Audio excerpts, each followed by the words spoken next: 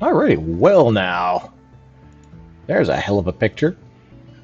Alright, so here's the idea. The premise of 1,000 Words is we will be bringing up an image on the screen. We've got that here. Um, the concept is that a picture is worth 1,000 words. I'm going to take a picture and I'm going to see if I can generate a 1,000-word short story off the top of my head. Just right here on camera with you, all the fumbling around, plain to see. And so without further ado, I'd like to introduce you to Trevor. Trevor lives in Somerville. He has a girlfriend, Trudy, who is outdoorsy. Trevor is indoorsy.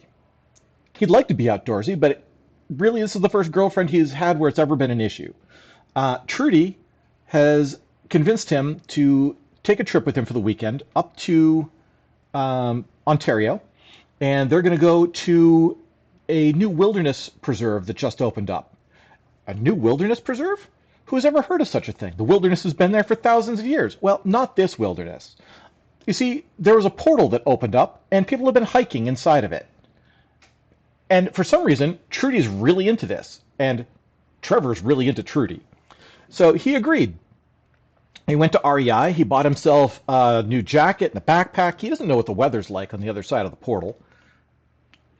From what he's heard, it's a little humid. But whatever. You know, you could dress with layers inside a portal. And so he and Trudy drive up. They cross the border.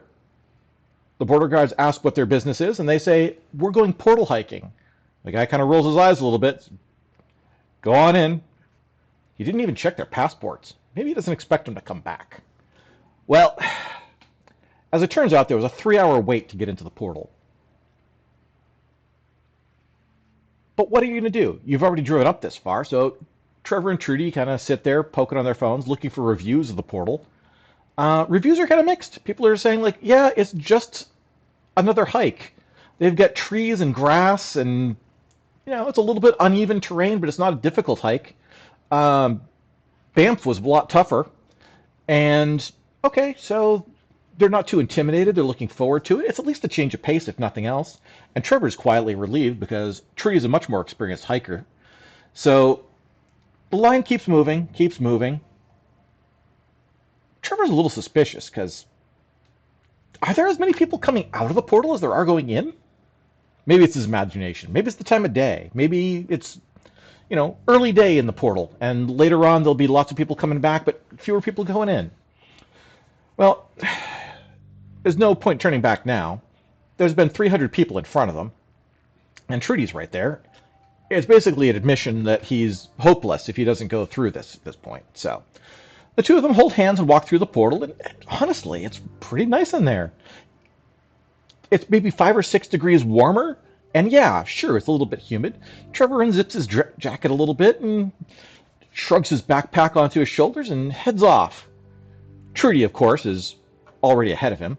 The trail's trampled, not really down to dirt yet, but the grass is beaten down by hundreds and hundreds of feet at this point, and there's a whole trail of people heading on up ahead of them. But there's no real trails yet. There's trees, and you don't walk through trees, you walk around them. Everyone's been walking around the trees, but not always the same paths. So as the trail of people from the portal filters through and into the hiking grounds beyond, they split up. Someone turn left at the thing that looks sort of like an oak tree. Some of them take a right and loop past the one that looks a little bit like a maple. They're not actually oaks or maples. Trevor's pretty sure. Not that he's an expert, but he's not going to ask Trudy at a time like this. And so they keep going. It's actually refreshing a little bit. They find a downhill section, and Trevor's all about that. And, you know, they brought some food. They sit down to eat. And Trevor hands Trudy a sandwich. They dig in. Chomp, chomp, chomp, chomp, chomp. They start hearing more chomping than they're making. Chomp, chomp, chomp, chomp. Trevor looks around. Did you hear that? Yeah. Trudy said, yeah, it's a weird world. There's probably all kinds of weird sounds around here. Should we turn back, maybe? She's like, yeah, there's a ridge over there. I was kind of hoping to see what was over it. Like, yeah, we'll go to the ridge, we'll take a look, and we'll turn back. Um, Trevor's really starting to hear that chomping, chomping, chomping noise, and he stops eating his sandwich. He slowly slides back into the little Ziploc bag and zips it up. He looks around. Let's go look at that ridge quick and then get out of here. All right, it's fine. Everything's gonna be fine. The reviews on the place are like it's got like 4.2 out of 5 stars, and most of the people I think objected to the humidity, so they keep going. But the chomping gets louder. Trudy's like, yeah, I'm actually starting to really hear that now too. And then they saw them. Pinballs with mouths. Fuzzy pinballs, but I mean, what are you gonna call them? They're about the size of a beach ball, and they have human teeth. Trevor's like, okay, those are between us on the way back. Trudy's like, ridge? Trevor's like, ridge. He grabs a branch, starts swinging it. The pinball tooth monsters don't weigh a whole lot. And when he called them beach ball size, they actually fly like beach balls. He bats them away left and right. Trudy's like, wow, do you have another branch? Like, no, I don't have another branch. I didn't bring this one. I found it. Look for one. He bats a few more of them away while Trudy looks around.